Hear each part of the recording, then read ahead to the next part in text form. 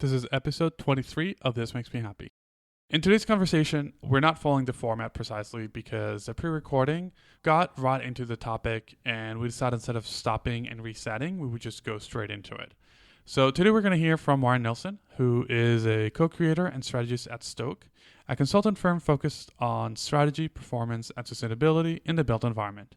He is also co-founder and chief wave hogger at StokeShare, an online platform that creates the ability for users to swap equipment, share local knowledge, make new friends, and experience new things. And he's an expert on the implementation of sustainable design principles with working experience on innovative building projects throughout the US, Asia, and Australia. You're listening to This Makes Me Happy, a podcast about people and what makes them happy. I'm your host, Bernardo Margulis. I'm a designer, art director, and educator, and I'm the principal of This Makes Me Happy, a design studio where I help my clients with branding and visual communications. Every week, I'll bring you a new installment of This Makes Me Happy, the podcast, where we'll chat with a new guest to explore what makes them happy.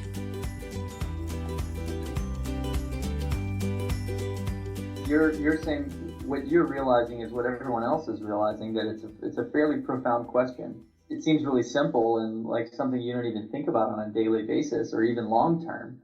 But when you kind of stop and ask yourself, what makes you happy, and what are we all here for? What are you trying to accomplish in life? And if it's not making you happy, then why are you even doing it? Why are we going at it so hard? On the surface, it sounds like a really quick, easy, simple question, but I think in like most of your listeners, I think, and what you're even observing is that it's fairly profound. Yeah, absolutely. And beyond whatever I imagine it to be. Which is just very handy with all my design work and my client work and all this stuff. And when I come out with something so simple like this, I'm like, oh, it's just simple. And then like people build layers on it. It's like, oh, okay, good. It's not that simple, but so it sounds like you've been thinking about this, or is this? I think that I'm happy. So I think part of that is definitely luck. I think I'm a really lucky individual. And, people have told me I look through life through rose-colored glasses, but that aside, I think I'm fairly proactive in trying to create a life that made me happy. So I think that means asking a lot of questions fairly often to get you to a place where you're happy. I feel happy. I feel like everything in life, you can always improve upon things, but I'm pretty stoked on life, to be honest with you. So how come you have this outlook in life? Is there anything specific that makes you happy, or is it just your program like that, or? No, I think I'm a pretty lucky guy. I think that I was lucky enough to be around some pretty amazing people in my life that have continued to help me not only become happy to start with, but to keep perpetuating that happiness. I think my mom probably was the most helpful. I think a lot of times people, especially young people, there's this pivotal point where you get kicked out of the nest, and a lot of the sort of questions that come up are, what are you how are you gonna pay rent, and who are you gonna get married to, and when are you gonna have kids, and all these it's like standard, even like here in the U.S. it's like American dream, like hurry up, get a job, buy a house, get married, have kids, and then do your thing. And I think my mom started by asking other questions, like what do you really want to do in life? And if that was, painting books, then it was painting books, and that was more valuable than a smile on your face, was more valuable than $1 in your pocket. And to using that, like the sense of joy as currency, and that's the real currency that you're going after. And that, we all need money to pay for things, and it's a way of exchanging goods. But I think sometimes people use money as thinking like, oh, well, if you accumulate a lot of that, you're accumulating happiness at some point. But that's just not the way the world actually works. And there's other ways to accumulate happiness and joy. And I think that's different for everyone, really. What you find amazing is Philadelphia. And I gotta be honest, like I grew up in Florida, like I need the heat. I need to sweat and year round, and it's even difficult for me in San Francisco. But so I don't think Philadelphia is happiness for me. But I would also agree that probably where I am right now is not happiness for you. So it's different. It's a unique currency that shifts and changes depending on who's holding it. Do you think your mom was consciously planting that seed on you? Was it a conscious effort for her to make you realize this? I think so. Yeah, I think so. You think she was a really incredible human being, and that idea of like wisdom, of having lived a life and acknowledging choices that maybe she had made that did not bring her to happiness, and decisions that she made that did bring her to happiness, and trying to then create a thought process for her children that allowed them to make the right decisions to ultimately end up happy. And there was never any pressure around following that like standard, typical sort of American dream. You know, you got to go to school to get a lot of money and get paid, and so it wasn't like that. It was spend some time to figure out what you really enjoy in life, and what you really enjoy. Follow that. If there are things that bring you a tremendous amount of joy, and you follow that passion, that ultimately it's a lot easier to. What did Elon Musk say one time? I read a quote from him. He said it's really difficult to work for a corporation, but it's really easy to work for a cause, right? So if you find something that you're passionate about that has some sort of meaning, and you follow the pursuit of that, there's a tremendous amount of joy that comes out of that. But in the pursuit, you actually build a skill set completely attuned to following that passion. And so you become really good, and the next thing you know, you become marketable at doing what you love to do. Look, you're a great example. We just met, but you seem to have a passion, and so you said, "Well, I love doing that. There's a passion for it. I'm going to just interview random people that I meet through life." And you're building a skill set. You're getting much. I can only imagine that this podcast is better and more tuned than the very first one you put Oh, together. absolutely, yeah. And that's by you following what really made you happy and passionate. And at some point, and I'm sure you're definitely already there, but you've then become an expert at something you're passionate about, and therefore you don't even have to worry about the typical currency of life. It's taken care of, but you're happier. You went about it a different way. So bouncing back to the to you, that that now you're an expert in your field. You mentioned that school is not always for everyone, and being corporate is not always for everyone. But you did go to school, and you have a business, and you have all this stuff. How did your passion take you there? Yeah, at first I wanted to be a doctor, so I went to I was in pre med, and it's because I just wanted to surf and live on an island, and I thought that I'll go through medical school and I'll be the doctor that can handle like all general medical concerns. I'll go find some island and I'll just be the island doctor, and if anything happens around health, I'll go solve the problem, and maybe I'll get some a chicken and some beans, and that's how I'll sustain life. That's the only currency I need, and I'll just surf all day and hang out in a hut and whatever. But then I did the math on how much it was going to cost to get through medical school, and how much of my life, I think I was graduating after residency when I was the age of 30. And, when I was discussing this in my head when I was about 20, it just didn't really make much sense to me. But so, I spent a lot of time trying to figure out what does really actually make me happy. And that led me down the path. I liked um, seeing things, I liked visualizing things, and then taking an idea from concept into implementation. I like that, and I could think back to my childhood.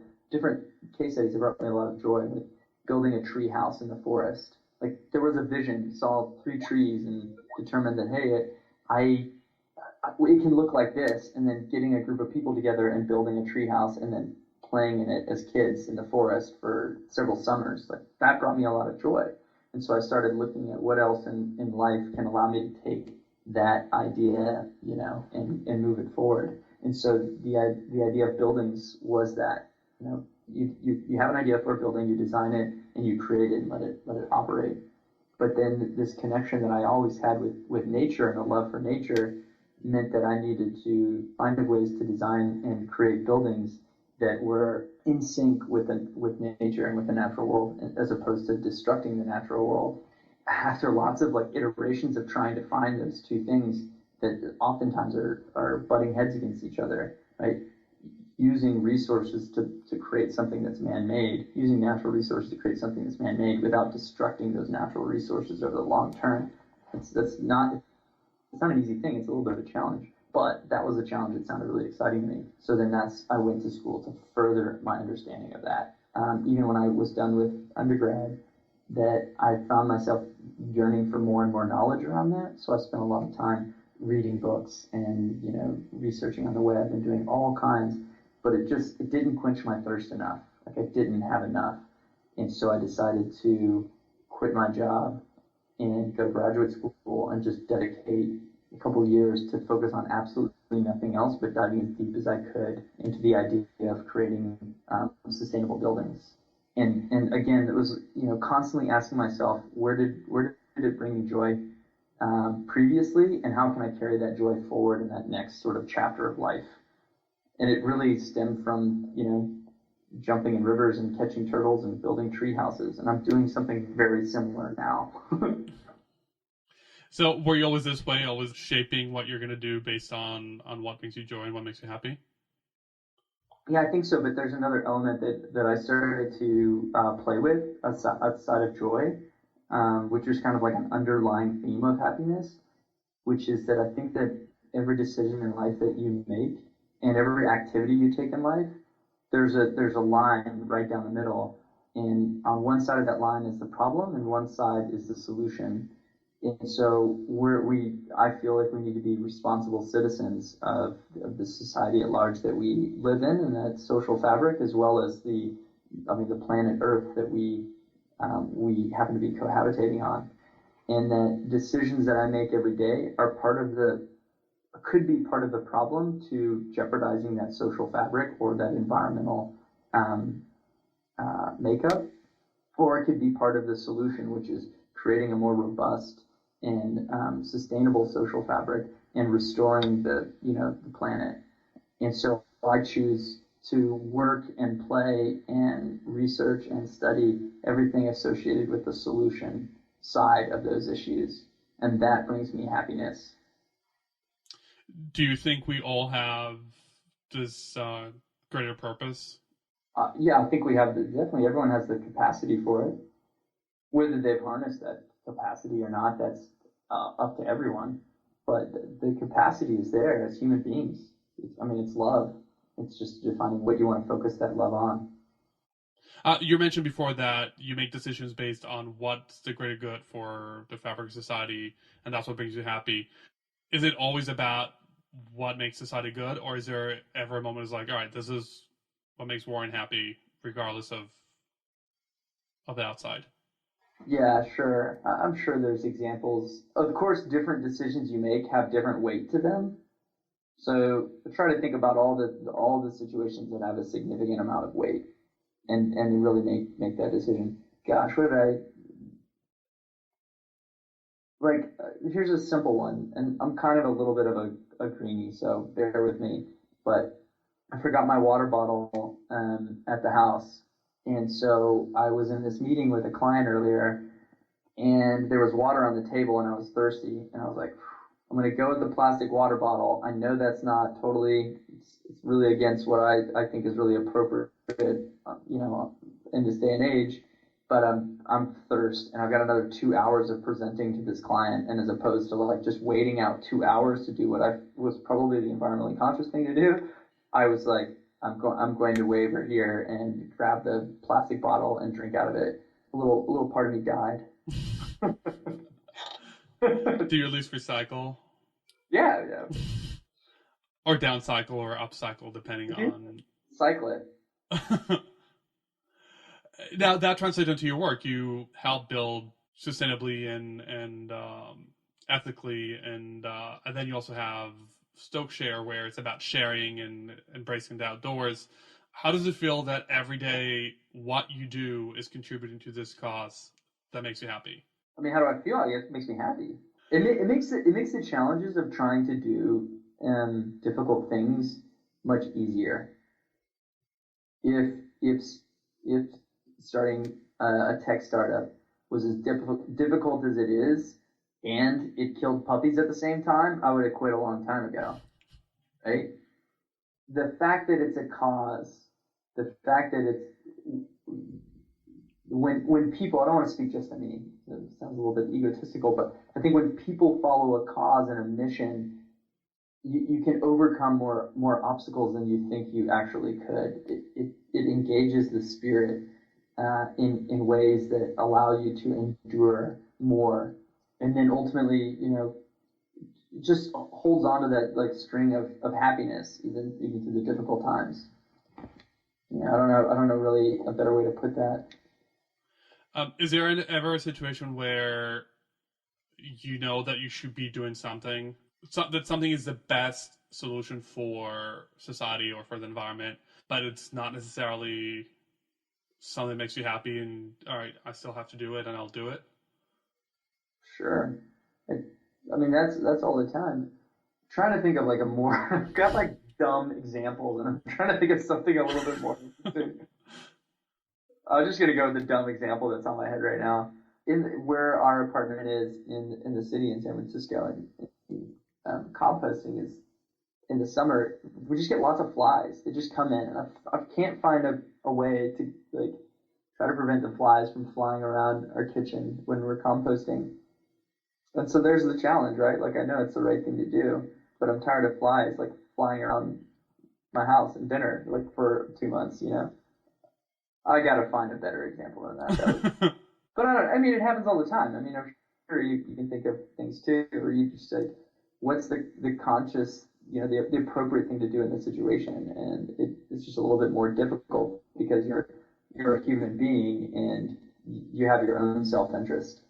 I think it makes it more difficult. It's really frustrating to see to when you are surrounded by people that don't have that same passion. It becomes very difficult that you're making decisions that might make your life a little bit more like not as easy for the better of everyone. But then you realize that everyone's a fucking idiot, and then that's and then it gets really frustrating. So I think and I hate that I think it's important for diversity is huge, and having different perspectives is really important, and it's one of the spices of life for sure. But I do think, and I can personally say, I can think back when maybe I wasn't surrounded by people that inspired me, um, or that brought a lot of good in life and in my life, and that obviously made it more difficult, one, to be happy, and two, to make those sacrifices to do what you're passionate about. Does that make sense? Yeah, no, absolutely. I want to go back a little bit to what you were saying earlier as a child, being outdoors and enjoying nature. And do you still seek that, the just being out there and jumping puddles and Yeah, I don't jump puddles as much, but I do think that it's pretty critical. This guy Robert Louv writes about it. He wrote a book called Last Child in the Woods, Mhm. and just came out with another one called Vitamin N, which is nature, and talks about it and helps quantify. He was a reporter in San Diego, but spent his time really trying to understand that is, what's happening with society and what are the benefits of being out in nature and the natural environment. And really that's the ethos of Stokeshare, the gear sharing site, because fundamentally we started to think back on ourselves, my co-founder and myself, my co-founder Joel Caesar, and we talked about Stokeshare and why we wanted to do it, and then we dove a little bit deeper and was like, why is it that we dedicated all of our academic and professional lives to protecting the natural world? What happened to us? Like, why us and why not everyone else? Like, what's going on here? And so a deeper dive kind of helped. We came to the realization that people protect what they love what they know, and know what they experience. And we feel a strong responsibility for protecting the natural world because we experienced it at some age and point where it was very pivotal to us. We got to know that natural world, whatever it was, the woods in the backyard, or a certain, a snake that we caught, or, what have you. and then fell in love with it, and then ultimately felt a responsibility to protect it. And I bet if you and anyone else that's listening thought about what they love, that they have a sense of protecting it, and what they love, they had to first know. And before they actually knew what that was or who that person was, they had to have some experiences with them. So then we started saying to ourselves, okay, this is big then, because if we can if we can inspire a generation to experience the outdoor world and learn about it, get to know it, fall in love with it, then ultimately maybe we can inspire a generation to protect the natural world the way that we are. And that would have a more profound impact than us individually continuing the work that we're doing within the world of sustainability within the built environment. And so we then created essentially a mission with a company as opposed to a company with a mission. And that's what we aim to do is we're creating the world's largest library of outdoor adventure gear and giving the equivalent of a library card to underserved communities and at-risk kids that wouldn't otherwise have the ability to experience the outdoors and therefore don't have any relationship with the outdoors and could care less about protecting it into the future.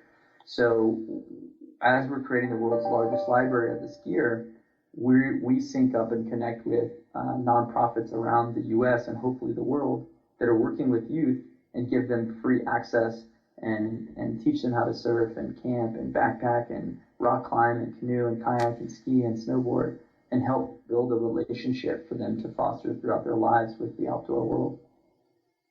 What does it mean to you to have this impact? You mentioned underserved communities and communities around the world. Do you ever stop and think, "Oh wow, we've helped this kid who would never be out in nature"? And if so, how does that feel?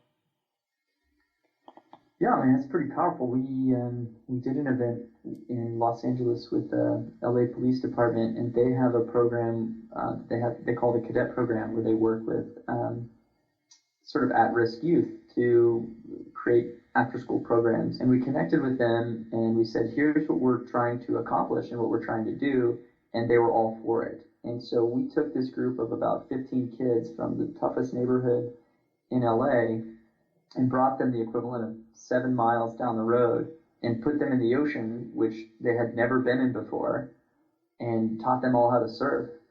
And man, I should show you the pictures. Like the smiles on these kids' faces are ear to ear, just like mind blown, playing in this ocean and catching up, getting on a surfboard and cruising across and sort of gliding across the water. I mean, they were like, they were blown away. And that was really powerful for them, and to experience it through someone else, experience that joy through someone else's eyes is really powerful. And what was, we had a sense of that, but what added to that was the fact that the volunteers for that event came to us afterwards and were like, that was incredible. That was the most fun. That was the coolest thing I've ever done. That was, the most inspiring thing I've done all year. The next time you guys do an event where you're renting my surfboard to go teach, a group of kids that are from a tough neighborhood and have never learned how to surf before, you have to call me. I have to be involved in this. So it solidified that feeling is not just individually between, maybe myself or my partner, but actually other people feel the same way, and it's powerful. So it's the way something that traditionally is very scared driven. You have to save the environment. You have to love it because otherwise we'll die. You're transforming the message to we love the environment. The environment makes us happy. Therefore, we should preserve it. Yeah. That's awesome. All right, Warren, let's move on to the rapid fire section. I'm going to throw a few quick questions to you, and I just want your quick reaction. Okay. Who makes you happy? My wife and my daughter. What is the first happy moment you can remember? Grabbing my mom's leg. How, I think you might need to elaborate on that. I was just young and she was standing up, and I just remember grabbing her leg and feeling just secure and happy and content. What is the happiest word you can think of? Love. Finish the sentence. I'm happiest with. My life. Finish the sentence. I'm happiest when. I'm with my wife and with my daughter. What is the last thing you remember that made you happy? Oh, holding my baby, my daughter Daphne. She's 4 months old, and just like, I don't know if you have kids.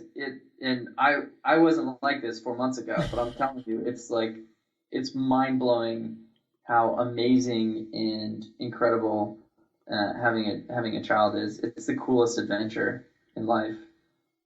So this is the first time you have a child in your life directly? Yeah, yeah, it is. I've always Yeah, had children in my life. My sister's 11 years younger than me, and my friends all have little babies. But it definitely, I mean, I love having children in my life, even if they're yeah, not my own. yeah, yeah. So I've got nieces, and being an uncle, I thought was the coolest job on earth. Like you just have to show up and be, the cool, fun, let's go crazy and run around sort of person, and then you kind of like drop them back off when they're like cranky and want to go to bed. God, the dad thing is cool, man. It is so cool. So now I said it was rapid fire, but I just want to like quickly, your mom made an impact on you, and she said to just find your joy. How does it feel? Do you feel the same responsibility with your daughter? Do you think that that's going to come natural, you transmitting the same message to her? Yeah, I don't think we have that relationship yet. Well, Because at she's four, only you don't have long conversations. At 4 months old, you don't. I mean, we do. It's just a one-way conversation. I've told her everything about life. I just hope she remembers it. I mean, I hope I can do as good as my mom did. I really do. There's a tough shoes to fill. Well, luckily you're just starting out, and you have a long ways to go, and she'll turn out as happy and joyful in life. Before we wrap it up, is there anywhere the audience can find you? Anything you want to share? Anything you want to promote? Sure. If you're interested in, it's kind of weird, like a bit salesy, like It rolling can dice. just be your Instagram, or it can be anything, or Yeah. I mean, if I can be of any assistance, you can reach me at warren@stoke.com. That's STOK.com. Well, thank you so much for sharing. This was definitely a great conversation. A little different than the most, but definitely Sorry definitely about one. that. No, it's by all means. I enjoyed the conversation. I thought it was kind of fun. It was, I think that that's another thing that makes you happy in life is just people and the serendipitous interactions that you have in life. The fact Yeah. that you and I are talking on the phone, and 10 years ago, how would our paths have crossed again? Oh Have yeah.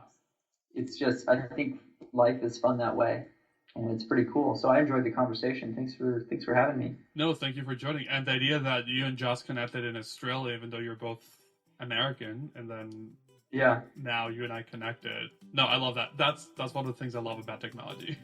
yeah, right. Yeah. All right. Well, thank you very much. Thanks, buddy. Thanks, Warren, for sharing what makes you happy.